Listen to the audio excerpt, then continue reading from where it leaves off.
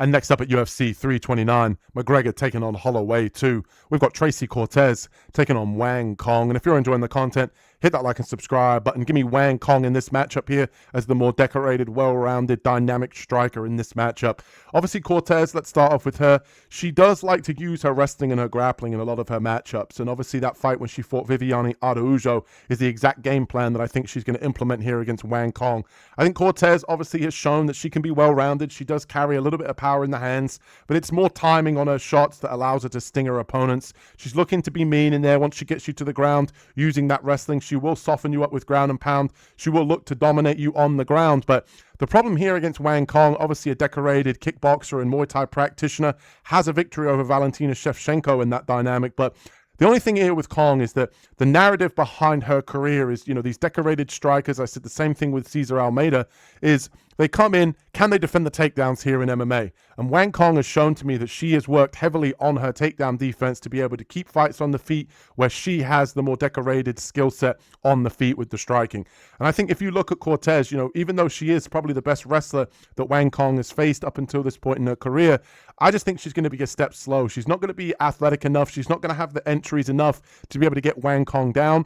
Wang Cong at times, to a fault, she backs up against the fence, which gives her opponent opportunities to shoot in as she's backed up against the fence, push her up against the cage. But she's really worked hard, Wang Cong, on her ability against the cage to be able to defend takedowns, pummeling, digging for underhooks, getting the whizzer as well when people try to attempt to take her down.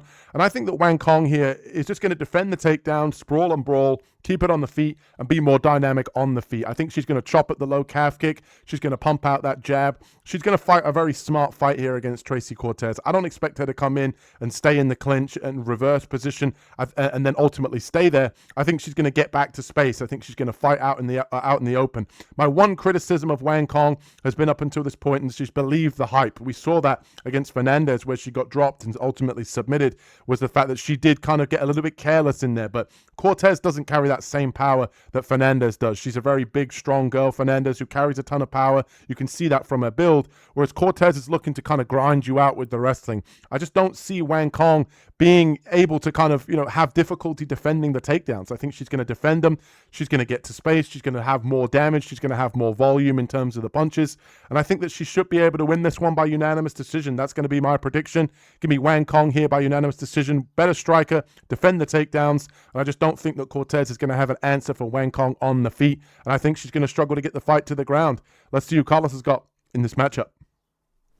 Okay, in this one, I'm going to go with Wang to get it done. And I just think Cortez, she could be pretty tenacious when, she's trying to get the takedown. She's always coming forward. She's persistent. She's throwing strikes. And eventually just going to get you down based on the fact that she's making you go backwards. Maybe you get tripped up on your back foot. Maybe she gets a body lock against the cage and is able to get you down. However she's going to do it, it's not going to be pretty, but she's going to get it done. But somebody like Wang, she's a little bit more athletic, a little bit more technical on the feet. And I think that her athleticism, her quickness is going to allow her to land clean shots on somebody like Cortez as she's coming forward. I think she's going to eat some shots on the way in. I think Wang's going to be able to get her hips out and away from someone like Cortez, because Cortez, she's not fast. She's not the biggest puncher, and she's pretty slow. So, like foot speed wise, she's pretty slow.